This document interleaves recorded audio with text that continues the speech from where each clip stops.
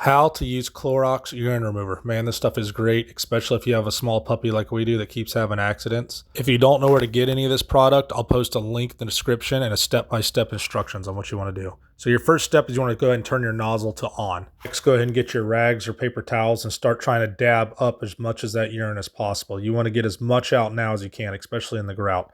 Notice how I'm dabbing, not wiping. I don't want to rub it in deeper into those little seams and joints. I'm trying to dab and soak as much as that up. Next, go and get your urine remover and you're going to soak the area.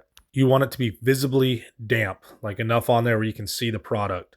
Go ahead and wait 3 minutes. So that's the minimum time on tile. If you're going to be doing carpet or upholstery, it's 15 minutes. Once you've waited the 3 minutes, go ahead and start wiping that up. Again, it's good to dab, but I put a lot down, so I'm going to go ahead and wipe up some of the bigger stuff.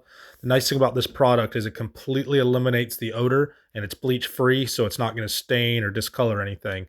So for grout, sometimes you might have to do it once or twice if it's really in there good, if it's a long mess that's been sitting a while. But that's the tip. Hope it helps.